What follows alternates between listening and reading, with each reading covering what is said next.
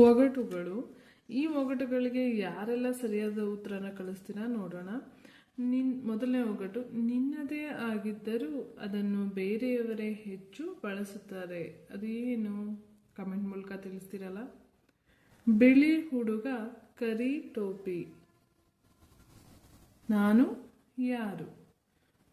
ಅಡ್ಡ ಕೊಯ್ದರೆ ಚಕ್ರದಂತೆ, ಉದ್ದ ಕೊಯ್ದರೆ ಶಂಖದಂತೆ, ಮೂಸಿದರೆ ವಾಸನೆ, ಕೊಯ್ದರೆ ಕಣ್ಣೀರು, ನಾನು ಯಾರು?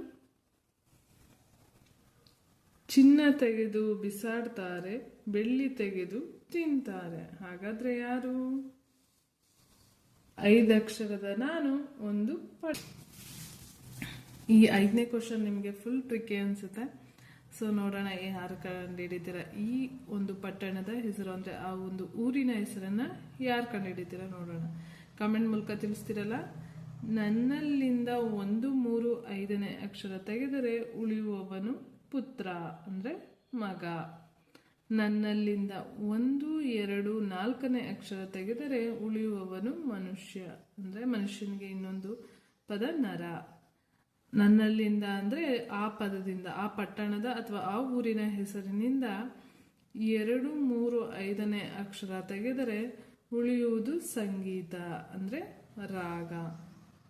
ನನ್ನಲ್ಲಿಂದ 1, 3, 4ನೇ ಅಕ್ಷರ ತೆಗೆದರೆ ದೊಡ್ಡದಾಗಿ ಬೆಳೆದ ಗಿಡ, ಅದೇನದು? ಮರ. ಹಾಗಾದ್ರೆ ನಾನು ಯಾರು ಅಂದ್ರೆ ಆ ಊರಿನ ಹೆಸರು ಏನಂತ ನೀವು ಕಮೆಂಟ್ ಮೂಲಕ ತಿಳಿಸ್ಬೇಕು. 5 ಅಕ್ಷರದ ನಾನು ಮಕ್ಕಳಿರುವ ಮನೆಯಲ್ಲಿ ಆಚರಿಸುವ ಒಂದು ಹಬ್ಬ. 3, 4ನೇ ಅಕ್ಷರ ಸೇರಿದರೆ ನಿಮ್ಮ ಕೈ ಅಂದ್ರೆ ಕರ.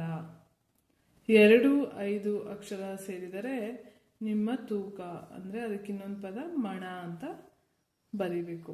ನೆಕ್ಸ್ಟ್ 1, 3 ಸೇರಿದರೆ ನಿಮ್ಮ ಸ್ವರ್ಗ ಅಂದ್ರೆ ನಾಕ. 1, 2 ಸೇರಿದರೆ ಹೆಸರು ಎಂಬ ಅರ್ಥ ಅಂದ್ರೆ ನಾಮ. ಇಲ್ಲಿ ಕೊಟ್ಟಿರುವ ಕ್ಲೂ ಪದಗಳನ್ನ ಬಳಸ್ಕೊಂಡು ನೀವು ಆ ಹಬ್ಬದ ಹೆಸರನ್ನ ಕಮೆಂಟ್ ಮಾಡಬೇಕು. ಹಾಗೆ ಇಲ್ಲಿ ಕೊಟ್ಟಿರುವ ಪದಗಳನ್ನ ಉಪಯೋಗಿಸ್ಕೊಂಡು ಆ ಊರಿನ ಹೆಸರನ್ನ ನೀವು ಕಮೆಂಟ್ ಮಾಡಬೇಕು. ಎಲ್ಲರೂ ಮಾಡ್ತೀರಲ್ವಾ? ನಾನು ವೆಯ್ಟ್ ಮಾಡ್ತಾ ಇರ್ತೀನಿ. ಈ 6 ಪ್ರಶ್ನೆಗಳಿಗೆ ಸರಿಯಾದ ಉತ್ತರನ ನೀವು ಕಳಿಸ್ಬೇಕು.